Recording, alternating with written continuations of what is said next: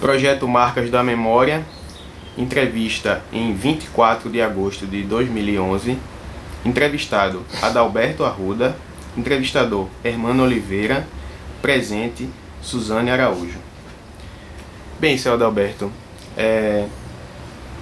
o senhor tinha falado na sessão passada sobre a questão da SUDENE, sobre a prisão na SUDENE, mas tem uma questão que a gente estava querendo saber do senhor quanto à questão do PCB. Como foi a convivência com os grandes nomes do PCB, Gregório Bezerra, Davi Capistrano?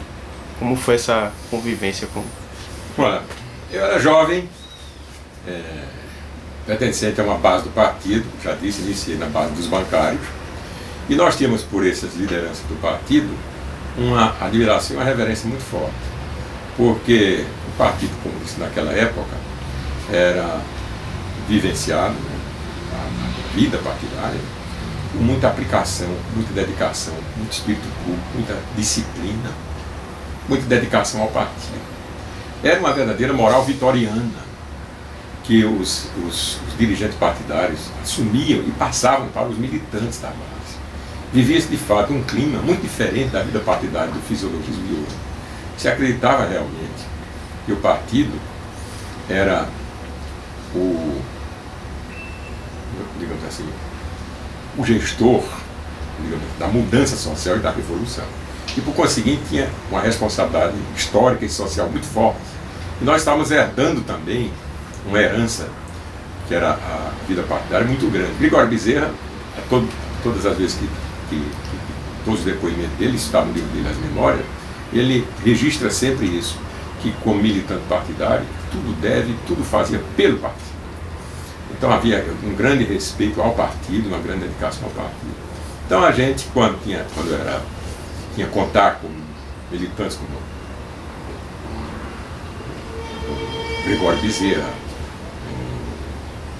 o Zé Raimundo, um outro, aquele que foi, fugiu minha memória agora, brigou na luta espanhola, pernambucano, não estava, foi várias vezes orientador da nossa base.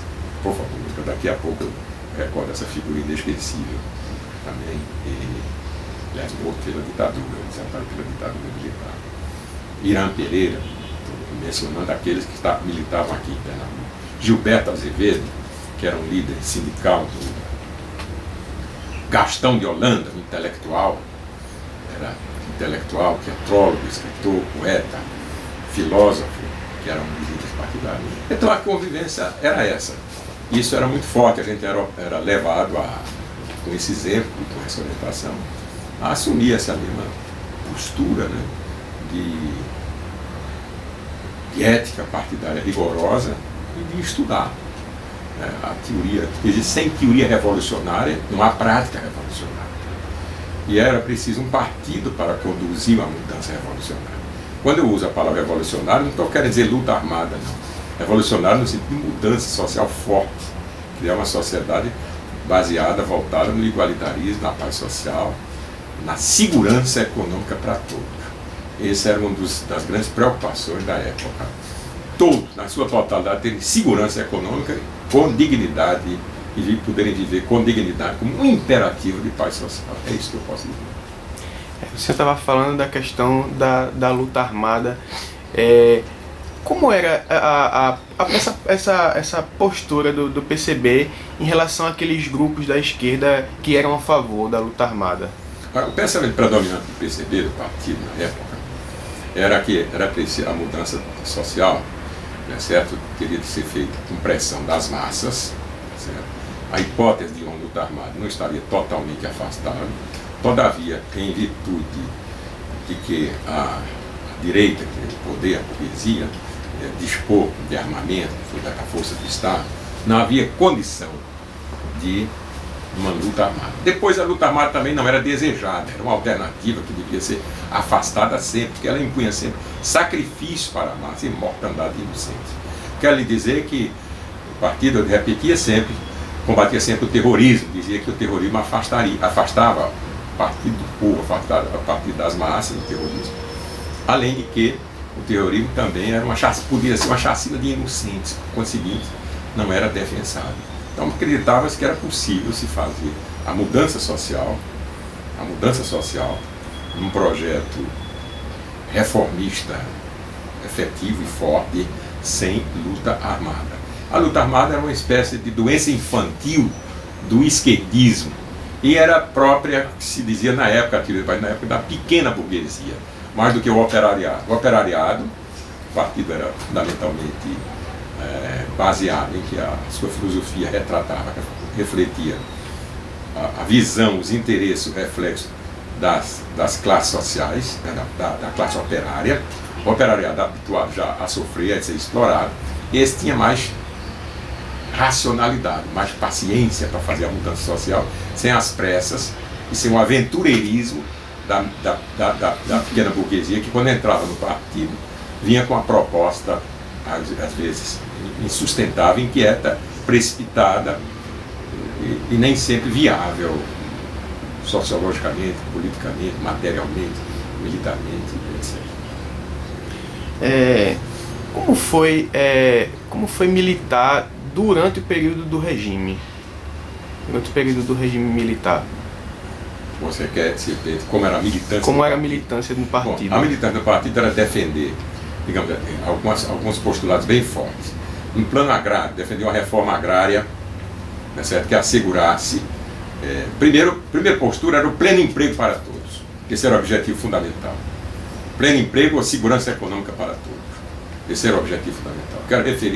Quero dizer que hoje se faz o planejamento econômico com base em metas de inflação, ou mesmo depois com meta de desenvolvimento. A meta do partido na época era plena, a meta fundamental era assegurar o pleno emprego a todas as pessoas. Reduzir as grandes diferenças de remuneração mesmo no segmento dos assalariados. Chegava-se a pensar a se inspirar até em princípios que a economia soviética vivia. Reduzir a diferença de remuneração entre o trabalho intelectual e o trabalho material. Isso considerando que na União Soviética já havia pleno emprego. Reduzir a grande diferença de remuneração entre o trabalho da cidade e o trabalho do campo. Enfim, era buscar um igualitarismo. Mas se essa meta era avançada da União Soviética, nós não estávamos nela ainda.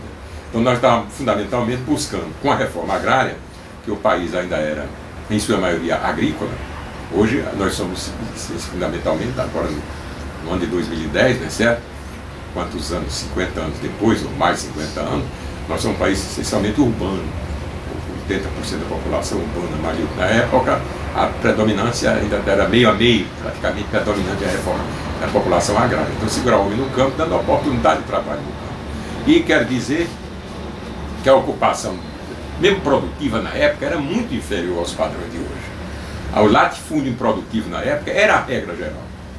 Então havia terra improdutiva, esperando só oportunidade, esperando só pela tradição ou pela especulação imobiliária, e esses parâmetros não eram aceitos, não eram respeitados, não eram tolerados pelo partido, que considerava isso uma forma de explorar o povo, uma forma insustentável dentro da sociedade moderna. Defendia-se por conseguinte uma reforma agrária, e no plano das cidades se defendia uma luta que se dizia contra o imperialismo, contra a empresa estrangeira que vinha aqui, aquela empresa que vinha aqui fundamentalmente buscar maximizar lucros.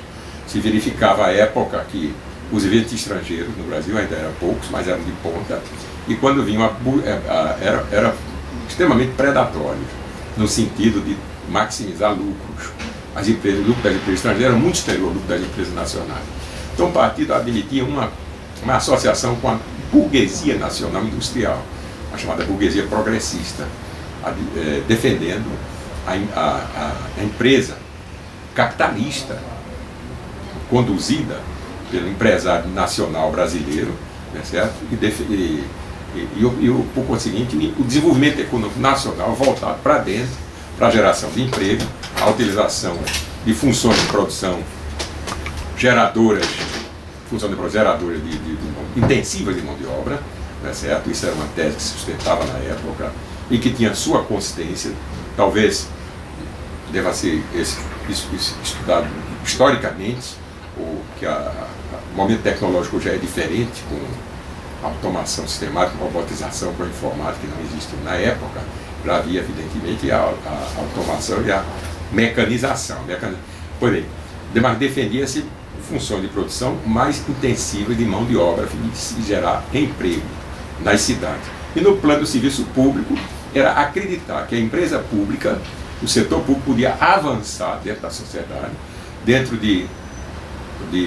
através de empresas públicas realmente preocupadas com objetivos sociais, sem corporativismo, sem buscar favorecimento de classes políticas fisiológicas, sem empreguismo, sem oportunismo, mas fundamentalmente voltado para os objetivos sociais e competindo com a eficientização da empresa pública. Você acreditava na época. Eu quero dizer que Celso Furtado, eu acho que eu já mencionei na minha entrevista anterior, ele se filiava a essa linha, criou empresas públicas até para fazer pesca, perfuração de poços, pesca, e acreditava que era possível, desde que administradas corretamente com espírito público, essas empresas serem eficazes.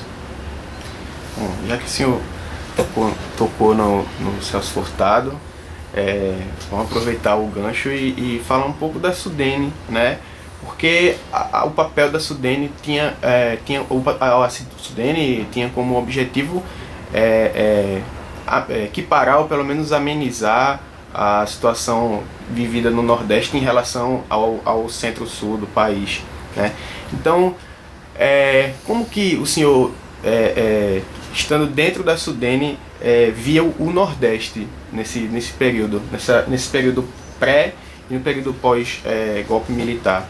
A gente sabe que a Sudene, após o golpe militar, foi foco de muita corrupção, né, depois do governo, durante o período dos governos militares, né?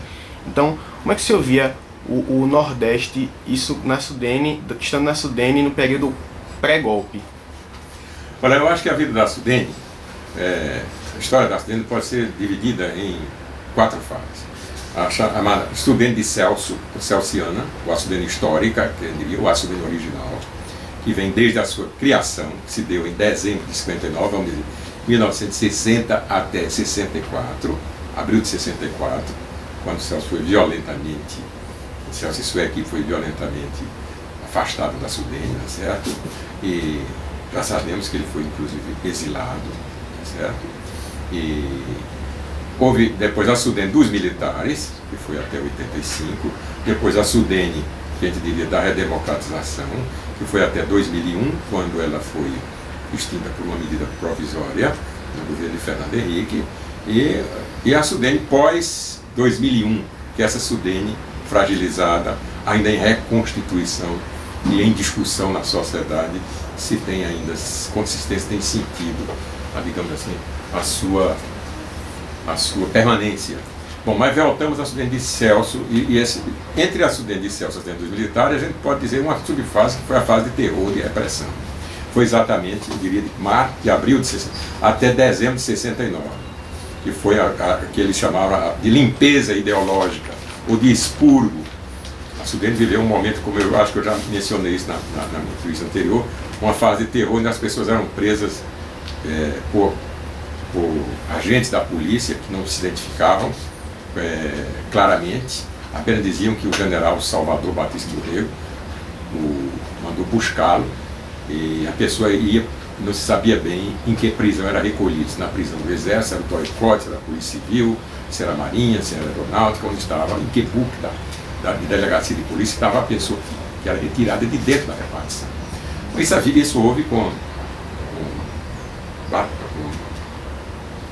não foi tanta gente. Devo dizer que a base do Partido Comunista da Sudene não foi desmontada claramente. Não chegou a ser, digamos assim, desmontada. Embora a maior parte dos companheiros que integravam a base do partido fossem demitidos da Sudene por incompatibilidade ideológica para esse serviço público. Isso em dezembro de 64, quando saíram juntamente com o Celso 27 pessoas. Eu estava entre elas, tive a honra de figurar entre essas pessoas. Muito bem. Agora vem o momento, essa fase inicial da Sudene, era aquela de Celso Furtado. Acho que eu já me reportei.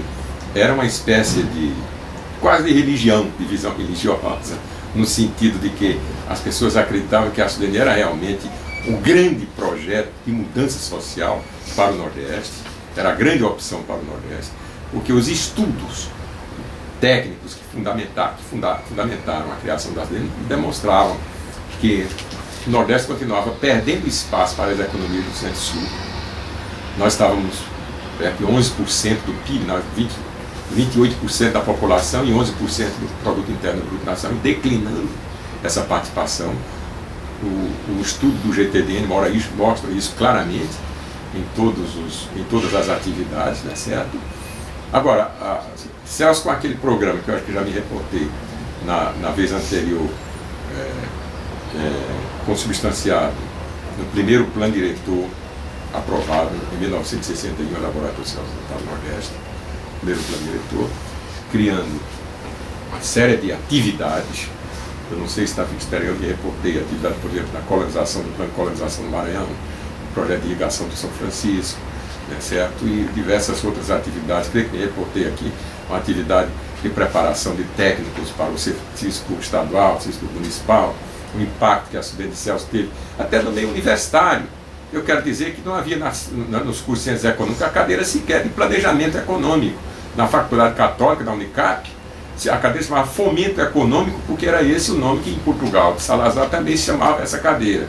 E havia uma outra cadeira muito instrumental, que era a cadeira de elaboração de projetos, de análise de projetos, que é instrumental e básico para qualquer economista. Como preparar um pleito de investimento, como fazer o estudo de mercado, como fazer os custos operacionais de previsão, como fazer os estudos de avaliação, como fazer o fluxo de caixa. E essas coisas também não havia dentro dos cursos de Ciências Econômicas. Celso trouxe isso, modernizando também, contribuindo para se integrando com a universidade. Devo dizer que ele tinha um cuidado muito grande, muito austero que era, para que os funcionários não ficassem se dividindo muito entre a atividade funcional na Sudene e universidades. Então só dava curso superior autorizado pessoalmente por Celso, por ele, e com justificativa plausível. Ele tinha uma visão clara disso. Só era porque a Sudene exigia tempo integral com dedicação exclusiva e criou naquela época uma espécie de tropa de elite, que eram os TDEs, o Técnico de Desenvolvimento Econômico, funcionários que ganhavam uma carteirinha com a assinatura de Celso ou do superintendente Francisco Oliveira, dizendo que eles eram TDEs, Técnico de Desenvolvimento Econômico, e solicitava a todos os administradores públicos estaduais e municipais do Nordeste que abrissem todas as facilidades, prestassem todas as informações que viessem a ser solicitadas por esses técnicos. Tive a oportunidade de visitar prefeitos com essa carteirinha, onde era muito bem recebido, era a minha apresentação, ou o secretário que procurava sempre, com a imagem positiva que a Sudene tinha na época, abrir as portas, digamos, fornecer as informações de que precisava. Devo dizer que os prefeitos também tinham interesse, porque também a Sudene era politicamente prestigiada e financeiramente prestigiada. E eles estavam sempre na procura de alguma parceria, de alguma atividade, de algum programa da Sudene que pudesse ter impacto positivo nos seus municípios ou nos seus estados. Como que o senhor enxergou a Sudene depois do golpe de 64? Olha, passada essa fase de repressão, e os generais, vamos fazer aqui uma observação. Os militares tiveram até um certo respeito pela Sudene, tanto que ela só foi dirigida pela maior patente do Exército, a patente de general. E, em regra, os generais tiveram uma imagem respeitável eu distante da Sudene, vivi nessa época em 2 anos em São Paulo, mas em regra, não posso nem recordo o nome deles, mas em regra os nomes foram nomes respeitados, os generais, um ou outro menos preparado, isso ficou também patenteado, não vocacionado para aquele tipo de atividade, mas agora, o que aconteceu é que o serviço todo sofreu uma grande modificação, certo? A Sudene perdeu muitos quadros, né, os quadros dirigentes. E a partir daí o governo militar abriu as portas também para muita contratação sem concurso na Sudene. Entrou muita gente sem concurso na Sudene. Entraram pessoas de valor que se tornaram intérpretes competentes, poderiam ser nominados vários. Mas o fato é que isso, a Sudene nunca digo que chegou a ser um órgão inchado, um super funcionário, porque essas empresas que Celso criou, também os militares não as digamos assim, extinguiram. Eles mantiveram essas empresas públicas e tentaram até fortalecê-las, porque a Sudene estava do Maranhão até o norte de Minas. Tinha uma extensão territorial de 1.600.000 km², bastante grande, e uma população, conforme dizíamos, 28% da população nacional. E o setor público com uma presença muito frágil nesses espaços. Esses generais tiveram essa visão estratégica e tinham também uma visão desenvolvimentista. Isso deve fazer justiça. Agora, nesse meio, os instrumentos é que foram todas essas histórias que passaram, né? As influências empresariais e por projetos mal sucedidos. Mas eu diria que, em relação a escândalo na Sudene, eu acho que há muito exagero mais em relação a isso. Sabe? A Sudene cometeu alguns erros que forte do governo militar. Eu digo, por exemplo, a Sudene na fase dos militares. Além dessa referência que eu já fiz, grandes conflitos internos, corporativos. O DPG, o Departamento de Planejamento Geral, nunca se entendeu com o Departamento de Incentivos Fiscais para o setor privado. Havia ali um conflito constante. Alguns técnicos do DPG achavam que o programa de incentivos fiscais não deveria existir, mas não tinham também propostas claras. Vamos trabalhar ou não com as empresas privadas? A empresa privada merece incentivo ou não? Em toda parte do mundo, a empresa privada trabalha também com incentivos fiscais. O fundamental é que a política de incentivos fiscais tenha consistência técnica. E aqui no caso do Nordeste, havia razões para isso, porque aqui as condições de rentabilidade, de lucratividade, digamos assim, eram mais precárias, certo? Você não podia dispor das externalidades que favorecem a lucratividade das empresas que estão mais presentes nas regiões mais desenvolvidas. Então, botar uma fábrica em São Paulo e botar no Nordeste, ora, em São Paulo era bem mais rentável, bem mais seguro colocar uma fábrica, porque o capital atrai capital. Então era preciso implantar um processo de incentivo que atraísse esses investidores. Celso, eu acho que eu disse na reunião anterior, tinha até medo que mesmo criando incentivo eles não viessem. Chegou a dizer, repetindo a expressão de um grande economista americano, Paul Baran, tá bem, criamos os incentivos para trazer o cavalo à fonte, mas só que não podemos obrigar o cavalo a beber água. Investir. Não obstante isso, houve um êxito realmente. De 60 a 80, que foi o período, digamos assim, da Sudene de Celso, do período militar, o Nordeste melhorou muito em termos de participação. O crescimento médio do Nordeste foi de 7,1, ou 7,5, muito superior à média nacional. Nós que estávamos descendo, essa curva se reverteu. Preciso fazer justiça a isso. A produção industrial, esse dado me lembro bem, cresceu 8,4% ao ano. Muito superior ao crescimento, porque a tese de industrialização trouxe resultados positivos. Subiu na formação do PIB regional de 22% para 26%, de 60 a 80. No período pós. Exatamente, pós-Celso. Eu quero dizer que o balizamento, as diretrizes seguidas pelos generais fundamentais eram de Celso. O problema era de aplicação. E a aplicação veio com esses conflitos. Devo dizer, por exemplo, entre outros conflitos, os generais não foram contra o planejamento familiar. Porque o planejamento familiar no Brasil foi levantada a questão na Sudene, mas haveria uma posição, a posição corporativa dos técnicos que ficaram, era também contra, porque achavam alguns que quanto mais gente, mais potencial para se fazer a revolução. Eu acho uma posição extremamente ingênua e miserabilizante. Você não faz revolução com miseráveis. Alguns analistas na época criticavam isso, aí seria a indianização do Nordeste, o que ocorreu na Índia. Você tinha uma população de miseráveis satisfeitos. Essa era uma posição de Manuel Corrêa de Andrade, era a posição de alguns outros geógrafos, como o professor Mário Lacerda, que defendia o planejamento familiar. E mais uma corrente militar achava que nós precisávamos de ter também uma superpopulação para ser também uma superpotência, o Brasil potência. A gente precisava ter população para ocupar o Amazonas. Então eram contra o planejamento familiar, que é uma coisa que é expansão da esfera da liberdade humana, era uma conquista em toda a sociedade hoje, veio por força, né, digamos assim, das forças normais da vida social. Entendeu? Então, um outro exemplo, novos instrumentos de política econômica, isso aí já na fase, é verdade, que depois dos generais, que foi na Sudene a democratização. Com mais zona de processamento de exportação, esse remanescente, esse pessoal que entrou na época, na Sudene depois Celso, foi contra. Os pessoal eram radicalinho pequeno burguês, tinha muito radicalinho pequeno burguês, muitos deles não muito claros, e consequências não muito claras. As zonas de processo de importação foram um instrumento criado aí na década de 70, 80, na chamada Franja Asiática, que promoveu o desenvolvimento da Coreia do Sul, o desenvolvimento de Hong Kong, o desenvolvimento da China, foram grandes instrumentos, o desenvolvimento de Singapura, o desenvolvimento da Irlanda. Passou a resultar benefícios. Era o caminho para a globalização, a intensificação do comércio internacional, né? A melhoria dos navios para o comércio internacional, a melhoria do padrão de renda em geral do mundo, né? Demanda de alimentos, os produtos industrializados, a facilidade de comunicações começaram a vir via televisão a cores, via facilidade das comunicações, e começou o embrião da globalização, que depois se generalizou e se afirmou. Mas o pessoal da Sudene foi contra, totalmente contra, porque achava que isso era um instrumento de um capitalismo moderno, de um capitalismo que não poderia ser aceito pela economia brasileira, que devia montar ainda na substituição de importações.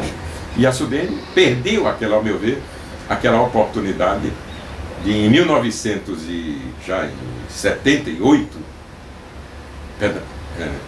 78, quando o então ministro da Indústria e Comércio do Brasil tentou implantar o sistema, a Sudene adotar o sistema.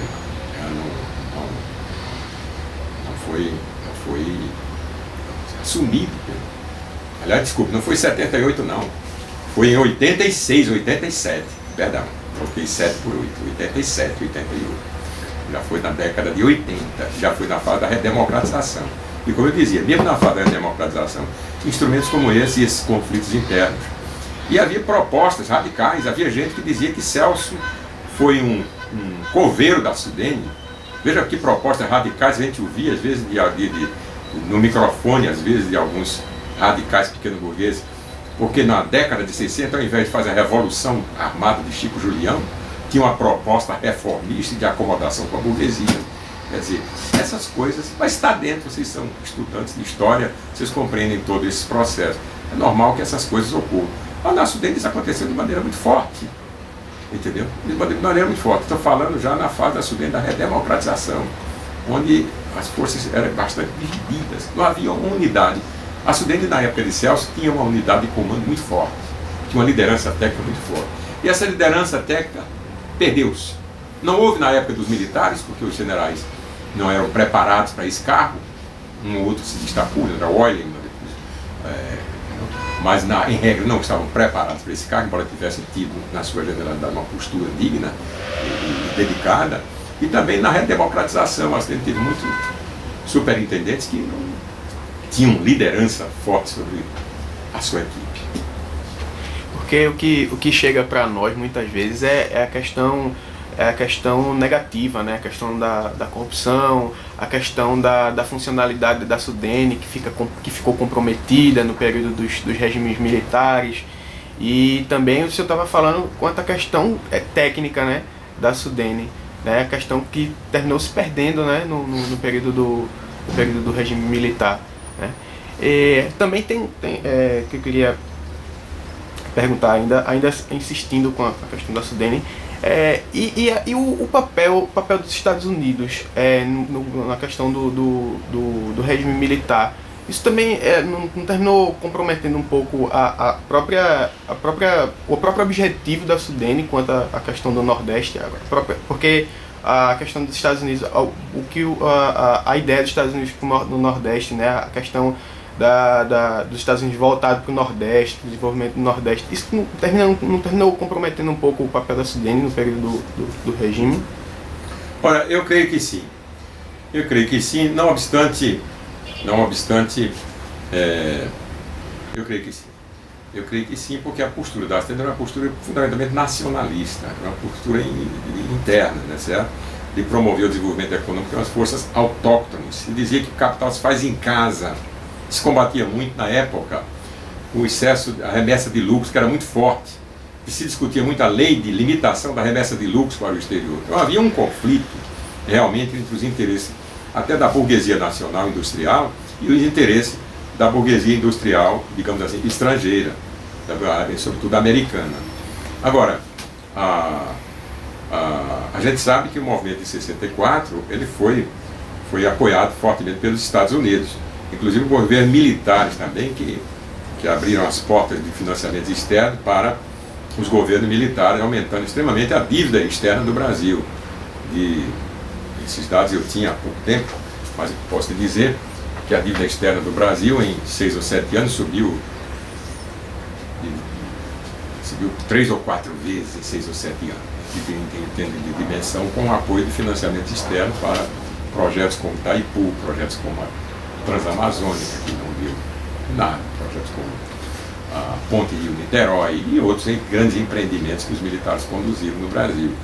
Embora isso tivesse tido um reflexo positivo, foi a fase chamada Milagre Brasileiro, mas eu registro que mesmo no Milagre Brasileiro o Nordeste cresceu mais do que a média nacional.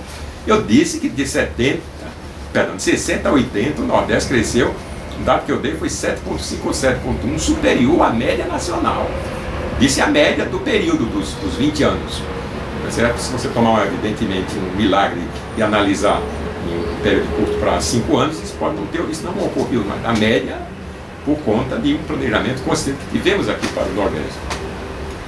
De modo que essa luta chamada... E os Estados Unidos tinha em relação ao mundo uma posição que não deixava bem com as forças alinhadas com a preocupação da paz mundial. Indiscutivelmente, os Estados Unidos tinham um intervencionismo muito forte, tinha muitas bases militares no exterior, era um país que tinha uma quantidade enorme, mais do que a União Soviética, muitas vezes mais. Vivíamos, lembro, a época da Guerra Fria.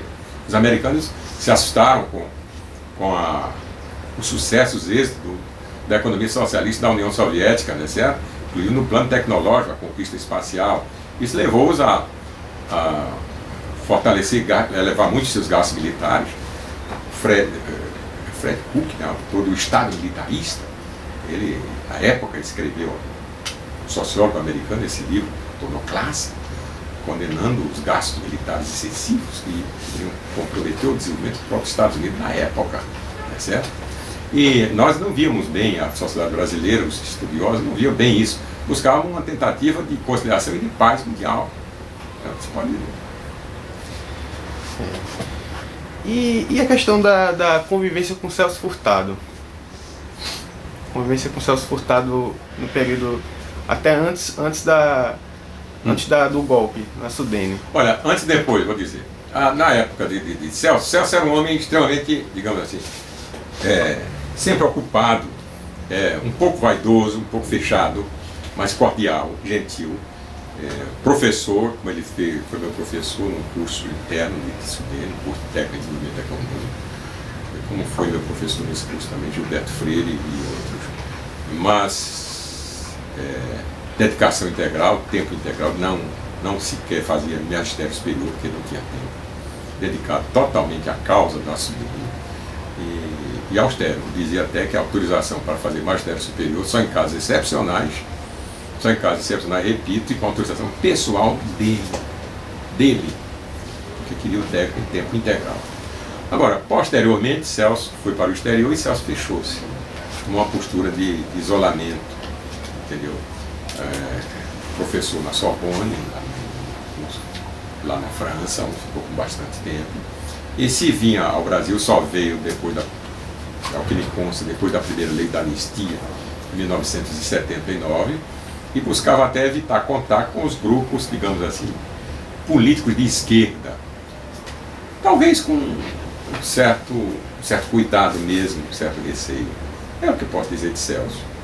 Agora, devo dizer que na época havia mesmo a divisão esquerda e direita, existia realmente. Como eu acho que ainda existe ainda hoje. É uma postura filosófica e política. Direita quer dizer o quê? Direita quer dizer individualismo, quer dizer autoritarismo, quer dizer belicismo. Uma postura belicista, não é certo?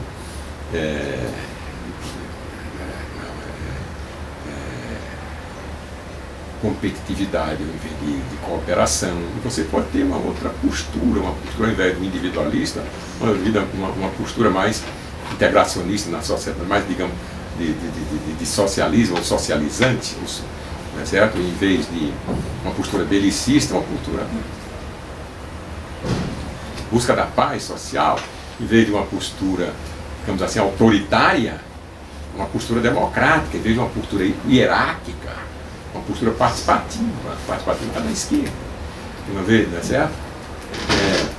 Na época a gente dizia o seguinte: caminhar da esquerda, da direita para a esquerda é um caminho natural, mas caminhar da esquerda para a direita é vergonhoso. E se dizia também, dizia o jovem, toda direita é careta, autoritária e corrupta. Há também essa outra dimensão da corrupção que está com a direita, um falso moralismo que a direita normalmente assume, porque isso aí a experiência histórica tem demonstrado isso. A gente, em algumas entrevistas, a gente viu que com o pessoal que a gente entrevistou, e o senhor tocou nessa questão do pessoal que termina abandonando ou a militância ou abandonando a postura de esquerda para se voltar para a direita. Muitos desses entrevistados, muitos chegaram a ter crises existenciais, esse tipo de coisa, com alguns companheiros que abandonaram a luta. E como foi para o senhor observar alguns companheiros que se voltaram para a direita? Se o senhor teve algum problema com isso, alguma crise com isso? Olha, isso é um processo complexo. Realmente, alguns companheiros se perderam no caminho. É preciso mais, digamos, uma certa segurança, assim, estabilidade emocional e filosófica para a pessoa assumir uma postura contestatória dentro da sociedade. Você imagina uma pessoa que, vamos dar um exemplo, sem personificar, não é o caso, uma pessoa numa sociedade religiosa tradicional assume uma postura agnóstica. Ele tem que se fechar, ele tem que se isolar, ou então ele tem que estar se explicando a todo momento. Então ele se defende, não é certo? Agora, não era então seria precisamente talvez o caso, talvez o exemplo fosse muito feliz, mas a pessoa que assume uma postura de esquerda, certo? Uma postura de esquerda, é um ideal, é uma utopia. Não se pense que uma utopia a pessoa realiza 100% dessa utopia. Precisa ter um pouco de paciência. Epicuro, há 300 anos antes de Cristo, dizia o seguinte na sua filosofia da felicidade, uma pré-condição da felicidade, ele dizia que a gente tem que viver ditosamente, justamente, racionalmente, e buscava em um outro qualificativo, que eu recordo já. Mas tem duas pré-condições, que é temperamento e fantasia. Então você tem que ter uma fantasia para viver. Freud justifica isso também em Imagem da Civilização. Isso é uma visão para além da realidade. O homem entra na atonia, na atomização e no pânico. Então é preciso ter essa visão utópica, mas não também ter muita pressa de que essa utopia você pode realizar no dia seguinte. Essa pressa, os analistas, digamos assim, o Partido Comunista amadureceu muito isso ao longo do tempo. Eu acho que já mencionei aqui um trabalho de Lenin, que é o esquerdismo, a doença infantil do esquerdismo comunista, certo? Essa pressa de se fazer a revolução, de se fazer a mudança. É preciso agir efetivamente, mas saber que o ideal utópico, o limite, você não realiza no dia seguinte. O importante é não perder a perspectiva, né, certo? Não perder, digamos assim, a visão das estrelas, né, certo? Naquela música belíssima, que é um poema Nessun Dorma, ele diz que as estrelas tremem de amor e de esperança. Eles tremem de amor e de esperança. Então é não perder essa visão de amor e de esperança que há nas estrelas. Uma esperança realmente crítica, né, certo? E as pessoas, às vezes, se apressam, por isso se frustram, né, certo? E agora, Agora, a pessoa realmente... Eu, por exemplo, vou aqui relatar um fato. Quando eu fui preso em 64, um companheiro, eu acho que eu já relatei, um companheiro fragilizado que estava comigo, ele tinha pertencido à base do partido, ele estava com medo que nós íamos ser torturados para dizer quem eram os elementos do partido da Sudene, ele era da Sudene. Até que um cidadão, eu acho que já mencionei aqui, chegou uma noite difícil, um cidadão idoso, ele percebeu o conflito dele, a instabilidade emocional, me procura e disse: tome conta do seu amigo, o seu amigo está desestruturado psicologicamente, cuidar com ele. Pois bem, esse mesmo amigo que saiu do partido para a luta armada, depois da redemocratização, me procurou e estava notoriamente envolvido com problemas de corrupção e de intermediação de corrupção. Veja bem, um radicalismo de um profissional que criticava o partido, porque o partido não entrava na luta armada, parecia que trazia uma proposta mais purista do que a proposta do partido, mas pouco tempo depois, oferecida a oportunidade, certo? Como no Monte das Oliveiras, se prostrares e me adorares, se prostrou e se adorou para ganhar o mundo. Essa visão, é preciso ter, por conseguinte, uma visão filosófica de tolerância, certo? De compreensão dessas pessoas e não perder jamais a capacidade, a visão utópica, certo? A visão do temperamento e a luta pelo mundo melhor, porque é isso mesmo, nós nos realizamos existencialmente, a gente assume certas utopias. Não precisa ser uma utopia irrealizável, não. Basta dizer a si mesmo: o mundo é melhor e mais feliz porque eu vivo. É uma utopia, entendeu? Então, com calma, entende? Não significa que, com isso, eu renuncio a esse problema porque não resolvi o problema do Iraque, por exemplo. Não, eu faço a minha parte. E os companheiros não estavam preparados. Acho que o caminho para isso é a preparação mais filosófica, fundamentalmente. É mais pela racionalidade do que pela emoção que se chegam a... É verdade que o ser humano gira entre dois polos, um ser bipolar, entre o bem e o mal, a verdade e a escuridão, certo? O amor e o ódio, talvez se pudesse dizer. Mas fundamentalmente você tem que estimular um temperamento, e eu disse que Epicuro falava em fantasia e temperamento, um temperamento marcado pelos valores positivos, pelo amor, pela paz, pela tolerância, pelo diálogo, tentar incorporar isso ao seu caráter e ao seu comportamento. É o que eu diria. No Partido Comunista da época se debatia isso. Se debatia isso. Em 1900, por conseguinte, 61, 62, eu jovem debatia isso nas bases do partido. É diferente do que se discute hoje no comitê de qualquer um desses 27 partidos políticos que estão no Brasil hoje. Só se discute mesmo o poder pelo poder, certo? E o fisiologismo, fundamentalmente. Porque na época a proposta era uma sociedade global. Risco para todos, salvação para todos, ou nada. Não nada em termos. Risco para todos, mas buscar a salvação para todos. Era uma utopia, mas uma utopia que a sociedade humana não perdeu ainda, nem perderá. Devo dizer que eu trabalhei na Sudene, quando eu fui reintegrado na segunda lei da anistia, e passei na Sudene mais 7 anos. E trabalhei no grupo de trabalho da Assembleia Nacional Constituinte, que era dirigido pelo meu saudoso... O senhor foi reintegrado em que ano? Eu fui reintegrado em 85, porque houve 2 leis da anistia, a de 79 e a de 85. A de 85, a de 79 eu não fiz opção por ela, não tive interesse, porque achava que ela era parcial e ainda meio punitiva. Mas em 85 veio a segunda lei da anistia, veio a perspectiva de uma Assembleia Nacional Constituinte e a minha angústia, a minha preocupação, que me preparei para ser servidor público, no resgate para retornar ao serviço público. Retornei, evidentemente, sem receber nenhuma indenização, não desprevia, essa lei não previa indenização, e nem postular indenização, achava que não havia necessidade nem justiça para isso. Fui reintegrado e, entre outras atividades que desenvolvi, fiz parte do grupo de trabalho que foi a Brasília trabalhar na Assembleia Nacional Constituinte. Devo dizer que aquele dispositivo do artigo 170 do pleno emprego foi defendido pelo deputado constituinte Roberto Freire, foi da nossa lavra. Entregamos esse estudo a Roberto e Roberto sustentou isso.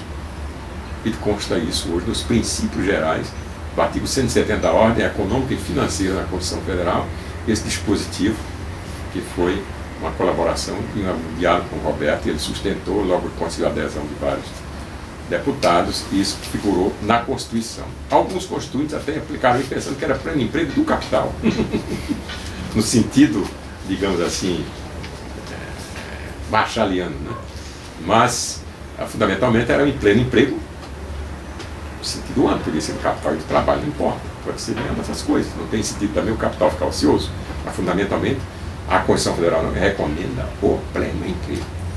Já lhe disse que na época de Celso as metas eram de gerar tantos empregos, reduzir o desemprego.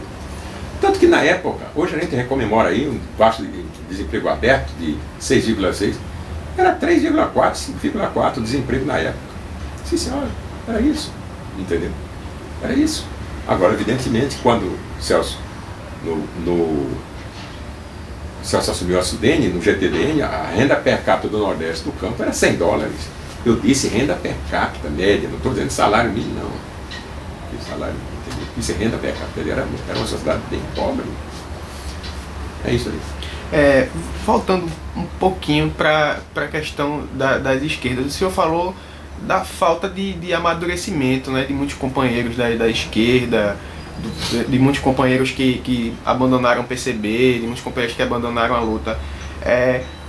O senhor acha que no período do regime, ou até no período anterior do regime, faltou para muitos militantes da esquerda uma base intelectual?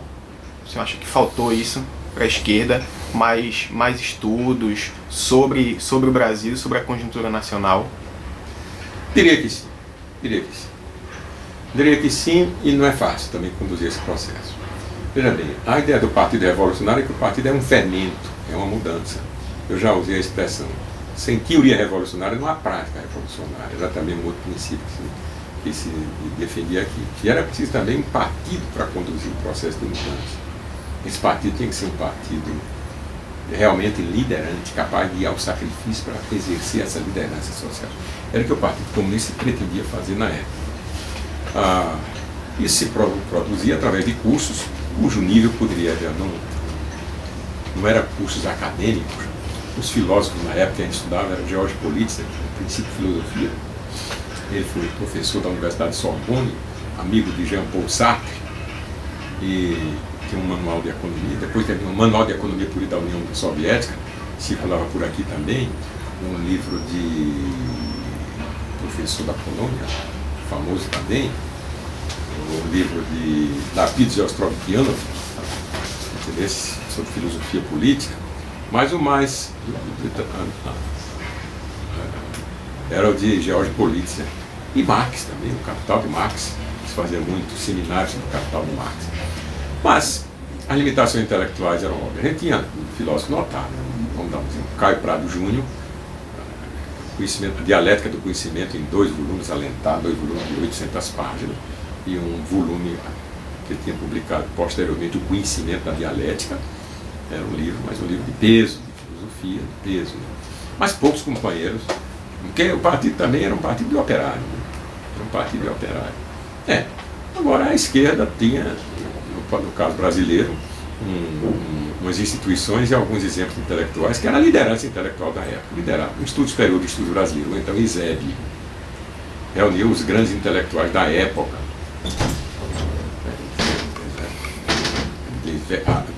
Werneck Sodré, Celso Furtado. De repente, no meio da entrevista, eu não sei, mas posso dizer que, reunia os Garcia Ribeiro, educadores notáveis, pertenciam ao ISEB, publicavam revista, estudos brasilienses, que circulava pelo Brasil inteiro, essa revista, extremamente, era uma postura de esquerda. Não estou falando em jornais, alternativo, estou falando em produções intelectuais. Essa era uma produção intelectual de peso que marcava a liderança e o pensamento de esquerda no Brasil. Em uma das entrevistas que a gente fez aqui, o entrevistado falou que o PCB tinha esse cuidado com seus integrantes, né? Ele inclusive tinha falado que tinha feito um curso de política e dialética, uma coisa de 1 ou 2 meses, né? Esses cursos que eram organizados pelo partido, esses cursos eles eram abertos ao grande público? Não, eram fechados para o militante do partido, até porque havia merecido da repressão, entendeste? Os cursos eram fechados, né, certo? Mesmo na época anterior. Não tanto, eu diria, a repressão era porque eram fechados mesmo, porque ele se dava a doutrina do partido, a visão do partido. Não, se tinha uma outra palestra aberta, era circunstancial. Não era um curso fechado para os militantes do partido. Ok. Seu Adalberto, o senhor, vamos encerrando, o senhor gostaria de falar mais alguma coisa, de Olha, eu quero dizer suas considerações finais? Quero dizer o seguinte, que como eu disse, retornei à SUDENE, né, certo? Na segunda lei da anistia, e participei de alguns trabalhos fortes.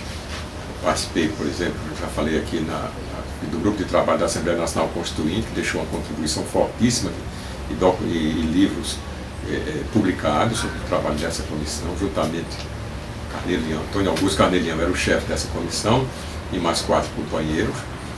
Defendemos na Constituição os interesses do Nordeste, talvez até com excesso, porque a Constituição inclui uma secção que trata das regiões, e foi fundamentalmente a iniciativa da SUDENE. A criação do Fundo Constitucional de Financiamento do Nordeste, o FNE, também foi um documento que a gente defendeu na Assembleia Nacional Constituinte, que foi um fortalecimento para o Banco do Nordeste, aliás, recursos tirados do Orçamento da União, que é aplicado para o desenvolvimento da sociedade, que seriam administrados pela SUDENE, e que a SUDENE, sem funcionar, o banco aplica ao seu talante, ao meu ver, de forma bastante criticável, porque o banco oferece esse recurso, veja bem, para o grande investidor, recurso do orçamento, custo de captação zero, entra para o banco recurso sem nenhum custo de captação, né, certo? E sem um ônus e sem nenhum endividamento para o banco, né, certo? E o banco empresta a 7% e até menos para os grandes investidores, empresta no Crédito Amigo para aquele chamado programa Crédito Amigo, que é o mini produtor, é o cara que vende sorvete, é o sujeito que tem uma coisa para fazer coxinha de galinha, depois bem, emprega, já era até recentemente era 2,8 ao mês, hoje é 1,8 ao mês. Isso, ao meu ver, é uma tremenda injustiça que o banco comete. Não obstante, esse pessoal corre atrás desse recurso, porque o que o banco privado oferece é dinheiro, ou não oferece nada, ou oferece recurso bem mais caro. Mas esse dinheiro deveria ser oferecido pela Lei 7827, foi uma lei que eu participei, defendi essa lei no Congresso Nacional, um dos seus artigos, o artigo 2º, diz que a prioridade, assim, 2º ou 3º, que a prioridade é o mini e pequeno produtor. A prioridade número 1. Pois bem, esse mini e pequeno produtor hoje está sendo castigado, penalizado. O que o banco diz é que o custo administrativo desse programa é alto, mas a segurança que o banco tem de retorno desse dinheiro é muito forte, porque esse programa funciona da seguinte forma: 4 ou 5 pessoas, 3, precisamos de 5 pessoas, nós 3 aqui, mais 2 pessoas. Então nós tomamos aí R$2.000, R$3.000 limites, o máximo é R$5.000, R$2.000 nós tomamos, cada um R$2.000, e para pagar isso em 1 ano ou 2 anos no máximo, certo? E acontece que a garantia nossa é mútua. Eu garanto por você, por ela, por aquele. Como é gente pobre, tem acontecido às vezes de briga entre eles, um meter a peixeira na barriga do outro, porque o outro não cumpriu o compromisso com o banco. Uma coisa que chega a esse ponto, entendeste? Agora, esse é preciso corrigir. Eu quero dizer que foi luta da SUDENE, mas devo dizer que retornamos à SUDENE, lá procuramos cumprir o nosso trabalho, quando fomos aposentados com mais de 40 anos de contribuição previdenciária, em 92, certo? E de lá para cá, venho me dedicando, fiz magistério superior, nesse ínter, fiz magistério superior em Campina Grande, fiz na faculdade, fiz aqui na Universidade Federal o curso de Economia, onde eu fui selecionado para o concurso, mas terminei deixando, eu acho que eu já mencionei isso aqui, né, certo? Lamentando ter deixado a vida universitária, mas era imperativo, não tinha curso de doutorado nem mestrado, permitia melhoria da minha remuneração, a ostentação da minha família, que terminou grande, com 4 filhos. Mas fomos em frente. Então eu passei a trabalhar em consultoria, tive empresas grandes que foram meus clientes. Eu citaria a Honda, citaria a Belgo Mineira, citaria a Brahma, empresas que foram a Coteminas, que é do ex-presidente da República de Alencar, que foram meus clientes. Eu morei 2 anos em São Paulo, onde trabalhei. E depois de resolver reduzir ou sair dessa área de consultoria, minimizar. Fui chefe de gabinete da Federação das Indústrias de Pernambuco, fui diretor do PROCON, no primeiro governo Jarbas, onde tive uma experiência muito interessante, trabalhando na defesa do consumidor, porque eu assumi o PROCON exatamente numa fase muito forte. Foi na fase da emergência da chamada legislação regulatória, quando surgiram as agências regulatórias. Então eu era obrigado a, toda semana, estudar as resoluções que essas agências produziam e fazer uma comunicação à sociedade dessas agências. E foi uma fase de muita dinâmica. O PROCON estadual, quando criamos inclusive o Fundo Estadual de Defesa do Consumidor, que antes de nós o PROCON não multava não, passou a multar depois que eu participei do PROCON, porque não tinha um Fundo Estadual de Defesa do Consumidor. Mas nós criamos isso aprovado pela Assembleia Legislativa e procuramos desempenhar o nosso papel, mas numa visão que eu quero até, fazendo referência à minha atividade no PROCON, de buscar a defesa do consumidor como princípio fundamental, mas dentro do princípio de harmonização nas relações de consumo. Por exemplo, havia radicais que eram contra o Código de Barras. Eu defendi o Código de Barras. Fui acusado de favorecer o empresário porque defendia o Código de Barras. Isso é uma inovação tecnológica que vai, em última análise, beneficiar o consumidor. Tá certo? E outros pequenos casos em que eu, em virtude do lapso de tempo que é curto, não quero aqui mencionar. Mas devo dizer que é uma atividade em que me envolvi sempre. Hoje eu vou construir a associação comercial, tenho algumas outras atividades aí com clientes, reduzi minhas atividades, gosto de escrever, não é certo? E vou aí seguindo, vou citar aqui finalizando talvez, uns versos de um poeta, lê do livro que ele diz o seguinte: e continuarei pela vida, mergulhado no passado, carregando uma mulher comigo e cada vez mais apaixonado. Muito obrigado, senhor Adalberto. Aqui se encerra a segunda sessão com Adalberto Arruda para o projeto Marcas da Memória.